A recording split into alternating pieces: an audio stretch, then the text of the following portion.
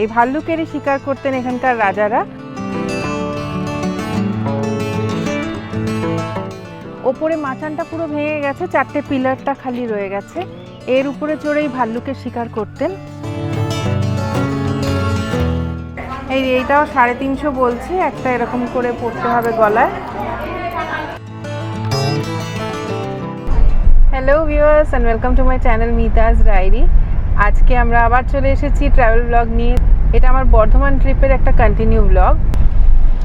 বর্ধমান ট্রিপের সেকেন্ড পার্টটা নিয়ে চলে আসলাম। প্রথম পার্টে আপনাদেরকে আমি দেখিয়েছি আলপনা গ্রাম, আর এখন আমরা চলে যাচ্ছি ভালকি মাচানের দিকে। তো ভালকি মাচানে কী আছে সেটাও শেয়ার করব, দেখতে থাকুন আমার ব্লগটা। ভালকি মাচানের পরেও আমরা হয়তো কোথাও যেতে পারি, সেই জায়গাগুলো আপনাদের সাথে শেয়ার করব। এটা যেহেতু গ্রামের মধ্যে দিয়ে, রাস্তাটা দেখলাম পিডব্লিউডিরই, কিন্তু এই রাস্তাটা বেশ সুন্দর। মাঝে মধ্যে যেতে গেলে একটুখানি সরু রাস্তা পাচ্ছি, কিন্তু এই প্রপার রাস্তাটা বেশ সুন্দর। আমরা আলপনা গ্রাম থেকে এখন যাচ্ছি ভালকি মাচান, ডিস্টেন্স হচ্ছে 17 kilometre.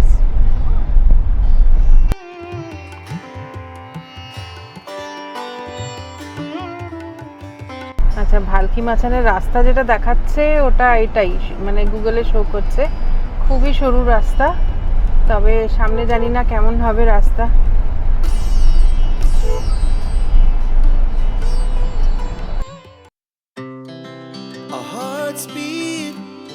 To the city streets, we began to feel the fire. We rise like tall buildings as the chemicals they take us higher.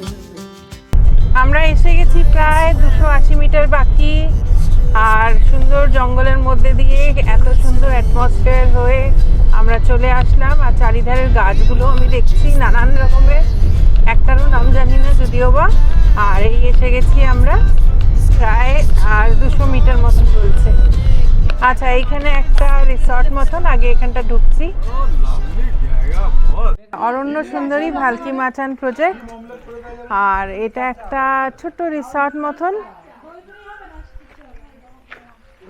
আর আমরা এখানে এখন মানে বিপদে পড়ে গেছি এসে, এখানে কোনো খাবার নেই, শুধু চা অ্যাভেলেবেল। তবে জায়গাটা, তাও লিকার চা, আচ্ছা তাও শুধু লিকার চা। তো যাই হোক, জায়গাটা কিন্তু খুব সুন্দর। আর একদম এর সাথেই হচ্ছে ভালকি মাচান, মানে তার ডিটেলসটাও আমি বলবো। আগে একটু চা খেয়ে নি, যদি এনারা অ্যারেঞ্জ করতে পারে। আচ্ছা, এখানে সামনে লেক আছে, এই দাদা বলে দিলেন, আর উনি আবার মালিশ টালিশ করে, তো অফার করছেন মালিশ করবেন কি না। তো আমরা কেউই করব না, আপাতত এই লেকটা দেখে আসি। আচ্ছা, এই বিল্ডিংয়ের সাথেই একটা সিঁড়ি, এখান দিয়ে বলছে লেক। আগে লেকটা দেখে আসি। অফিস চেক ইন আউট 10টা AM, কিন্তু সবসময় বন্ধ থাকে দেখছি। যাই হোক, এটা সিঁড়ি।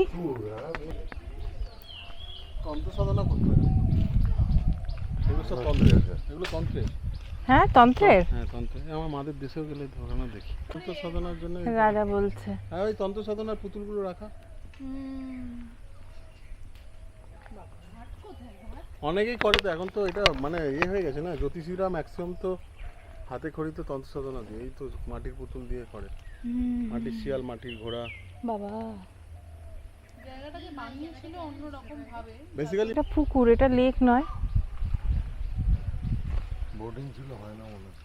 এখন সবই বন্ধ, বোটিং ফোটিং তো সবই দেখছি বন্ধ হয়ে রয়েছে, রিসর্টটাই বন্ধ।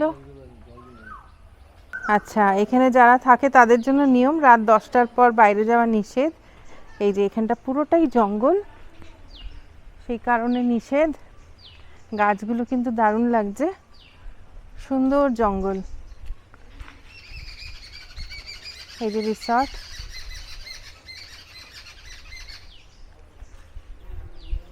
তো এনারা বললেন আগের থেকে ফোন করে দিলে হয়তো খাবার কিছুটা ব্যবস্থা করতে পারতো, আমাদেরও জানা ছিল না। ও, কোকিলের ডাক।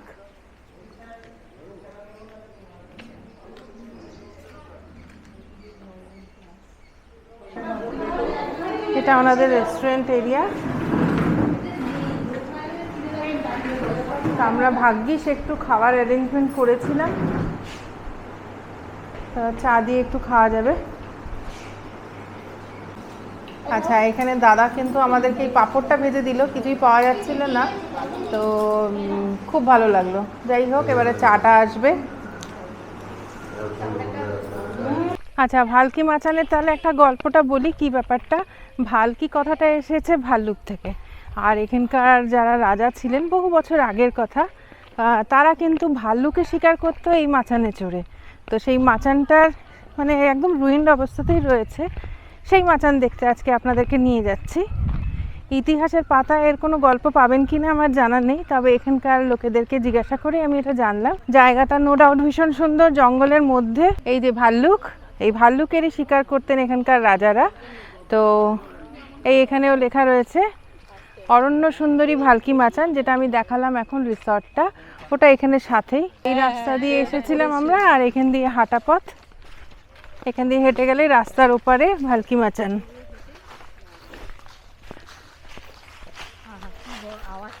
হ্যাঁ, পাতার, শুকনো পাতার শব্দ, এগুলোই এনজয়মেন্ট বল।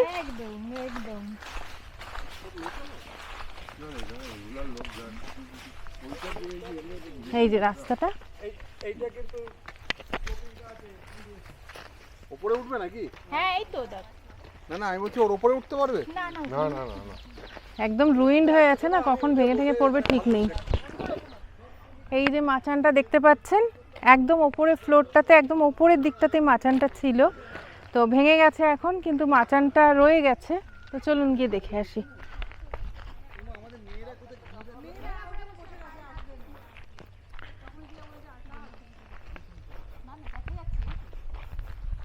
এই জঙ্গলে কেমন একটা গন্ধ না, সব গাছপালার একটা কি সুন্দর মিষ্টি মিষ্টি গন্ধ।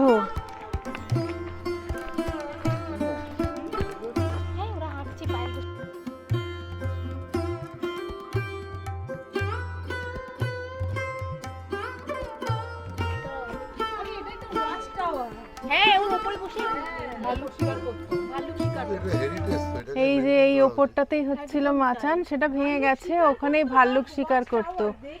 না, ভাল্লুক শিকার। এখানে একটা কুয়ো মতন আছে,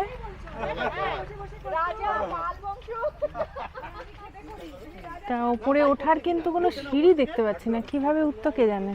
এখানে যে রিসর্টের কথাটা বললাম, তো রিসর্টে আপনারা আসতেই পারেন, কিন্তু এখানে কিন্তু খাবার দাবারটা আমরা যেরকম পেলাম না, সেই প্রবলেমটা আবার হলে মুশকিল। সে কারণে আপনাদেরকে জানিয়ে দিলাম যে মানে থাকাটা ঠিক হবে কিনা, সেটা ফোন নাম্বারটা তাহলে আমি চেষ্টা করছি, যদি পারি দিয়ে দেবো, আপনারা একটু কথা বলে নেবেন। জঙ্গলকে নিজের ছবির ক্যানভাসে এঁকে নেওয়া, মনের ক্যানভাসে দিয়া এটাকে আঁকছে। স্টার্টিংটা কে করেছিল? তুই, শর্মিষ্ঠা? আচ্ছা, শর্মিষ্ঠা করেছিল, এখন দিয়া ওটাকে এন্ড করছে। দারুণ। আমি গেছি শিমলিপালে, আমি গেছি কিন্তু থাকিনি, আমরা ওই চাঁদিপুরে থেকেছিলাম, কিন্তু শিমলিপালে গেছিলাম। আচ্ছা, এই ভালকি মাচান দেখে আমরা এখন চলে যাব ডোকরা গ্রাম। ডোকরা যেখানে তৈরি হয় ডোকরার যেই শোপিসগুলো, সেই গ্রামে যাব। এখান থেকে সেটা আরও 17-18 কিলোমিটার মতন, আর এরকমই রাস্তা সুন্দর জঙ্গলের মধ্যে দিয়ে যাব, সেটাও পুরোটা শেয়ার করব।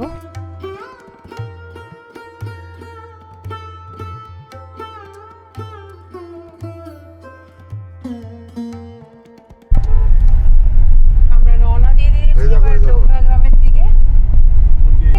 আচ্ছা, এটা হচ্ছে গুসকরা মানকর মেন রোড, একদম সুন্দর রাস্তা, এখান দিয়ে চলে যাচ্ছি। আমাদের বললাম যেটা 14 কিলোমিটার, কিন্তু এখন আর বাকি 8 কিলোমিটার। এত সুন্দর রাস্তা, মন ভরে যাচ্ছে, দুধারে সবুজ, মানে চোখে এত সুন্দর শান্তি, ভাবা যায় না। খুব এনজয় করছি রাস্তাটা। চলে এসেছি ডোকরা গ্রাম। এবারে ডোকরা গ্রাম, এই তো ডোকরা গ্রাম, এই তো পৌঁছে গেছি ডোকরা গ্রামে। আর ঢুকতেই এরকম দেখতে পাচ্ছি একটা বড় স্ট্যাচু।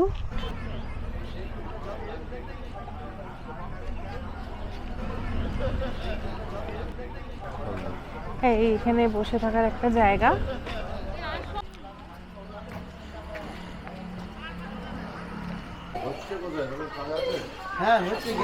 এই যে এখানে সব বাজার বসেছে, এখানে সব ডোকরার জিনিস নিয়ে এই যে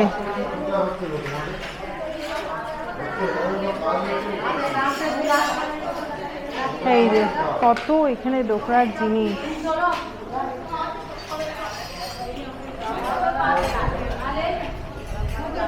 এই যে প্রচুর ডোকরা।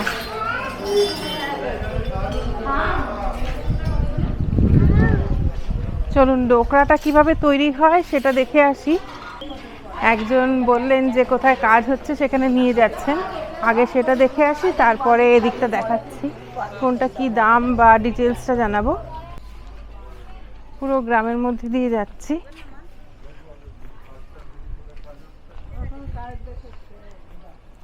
আচ্ছা এই যে সব নিয়ে যাচ্ছে জিনিস, এগুলো কিরকম দাম গো? এটা 2500 টাকা আর এটা 1800 টাকা। 2500 1800। হ্যাঁ ঠিক আছে, হ্যাঁ আসার সময় আসছি। আচ্ছা শনি রবিবার সারাক্ষণ এখানে গ্রামে ওই বাজারটাতে ডোকরা থাকে, আর বাকি দিনগুলো যখন কোনো লোক ঢোকে তখন ওরা বাজারটা নিয়ে বসে যায়। এই আপনাদের যখন দেখালাম তখন ওরা জাস্ট বসছিল, যেহেতু আমাদের দেখেছে আসছি তার জন্য। এই যে এইদিকে দেখুন ডোকরার প্রচুর জিনিস, ছোট ছোট সেট, সব বাড়ি বাড়িতে কিন্তু কাজ হয়।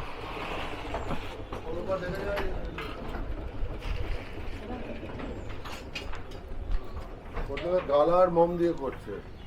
আচ্ছা তৈরি হচ্ছে গালা আর মোম দিয়ে। আচ্ছা আমরা চলে এসেছি রাজুদার বাড়িতে, উনি এখানে বানাচ্ছেন হাতে।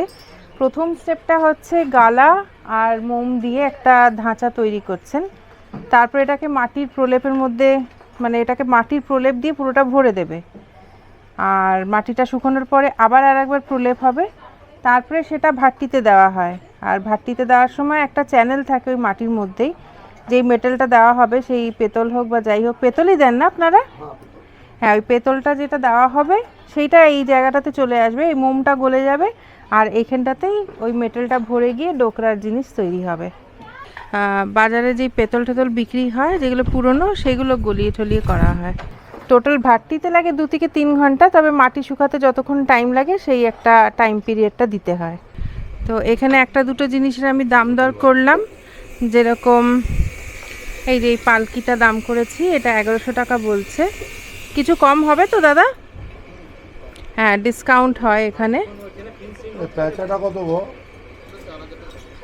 বাবাটা কেন দুর্গাটা কত গো?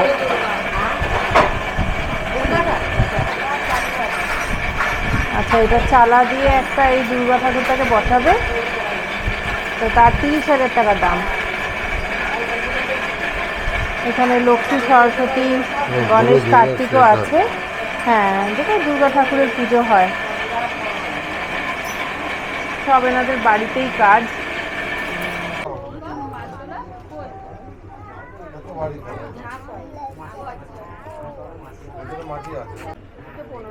কত বলছে? 1500? আচ্ছা এই জিনিসটা 1500 টাকা।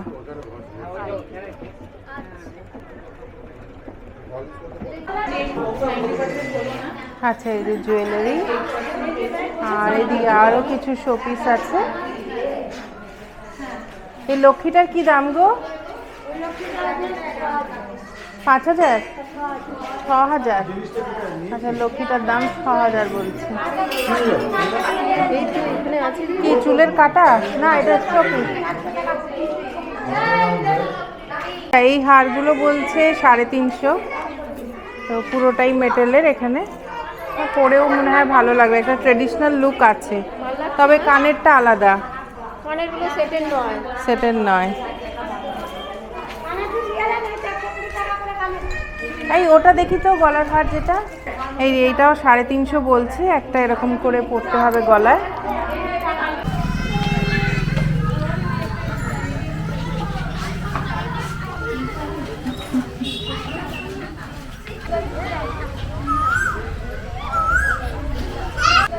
এই যে এইসব ছোট ছোট বাচ্চারা। এই তোরাও করিস কাজ ডোকরা? পারিস? কতদিন? একদম ছোটবেলা থেকে করছিস? কে শেখালো? বাবা শিখিয়েছে? আমাদের বাবা আগে করতো, এটা দেখে আমি আচ্ছা, বাবা করতো সেটা দেখে দেখেই ওরা শিখে নিয়েছে। বর্ধমানের ট্রিপটা তাহলে এখানেই এন্ড করছি। কেমন লাগলো আপনাদের পুরো ব্লগটা অবশ্যই কমেন্ট করে জানাবেন। আর আবার দেখা হবে আরেকটা ব্লগে, ততক্ষণের জন্য টাটা।